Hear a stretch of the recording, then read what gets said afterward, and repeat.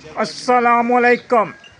उम्मीद है आप सब खैरियत से होंगे। आज की वीडियो का करते हैं आगाज़। वीडियो को एंड तक देखिएगा, मज़ा आए तो वीडियो को लाइक कर देंगे। तो तूड़ी पाने लगे हैं पट्ठे। गावां शावां बैठियां जे देख लो, एन मज़ा आ। हवा चल रही है, रात 2 बजे की हवा चल रही है। देखो भाई ठंडी 2 बजे रात की हवा चल रही है, चंगी ठंडी ठंडी। बहुत अज मझा सुकून ना बैठिया। तो इधर अज बंदे टाइम ना ही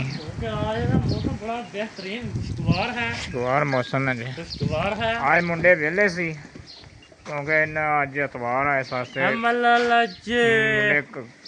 वेले अज ते पट्ठे अज जल्दी पा रहे जे। नौ टुट गया। आ मुंडिया का हाल देखो, चेक करा भाई। भाई बहुत मेहनत कर रहे अजकल। आ वेखो भाई तूड़ी सुक्की खाई जा रही। आ नवी तूड़ी लियांदी जे, कल दा व्लॉग पाया वा। नवी तूड़ी दा ये फायदा थोड़ा टक रखा इत्थे बना लेना। कल नवी तूड़ी लेके आए और आ वेख खप्पा पै गया। आ वेख लो भाई तूड़ी उड़ गई जे भाई, हवा ने बड़ी बचाई तूड़ी। पानी भी छिड़किया है।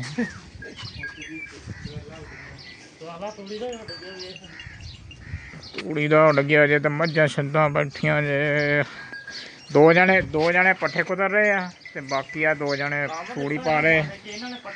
इन्होंने पाते पट्ठे तो उन्होंने दिखाने तुहानू भी।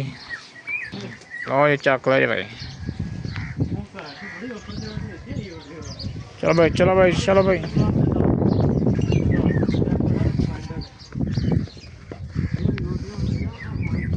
बाजार वेख लो भाई, खाली बाजार का। अच्छा कुरबानी वाला बैठा है। चलो भाई पा दो पट्ठे पा दो। इधर आप छोड़े ने अच्छे बच्चे। आ वेखो भाई, वेख कि मैं अगे चलो कंटेंट गया। पा दो यार पट्ठे।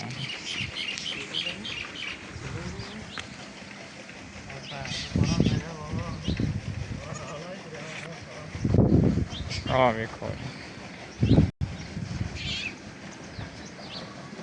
लो ये तूड़ी भी पा दी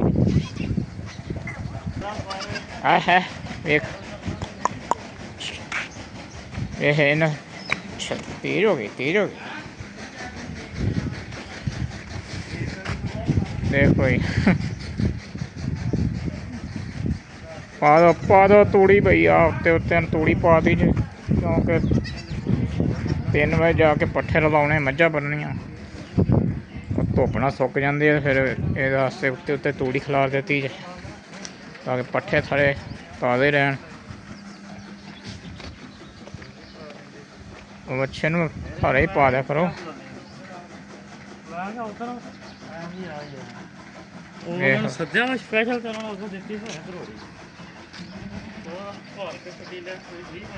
डेंजरस बॉल भाई खा रहा जे पट्ठे।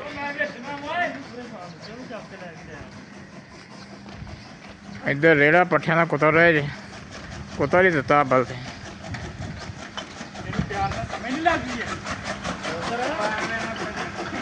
तो तू पना लो जी पट्ठे खा रहे जी।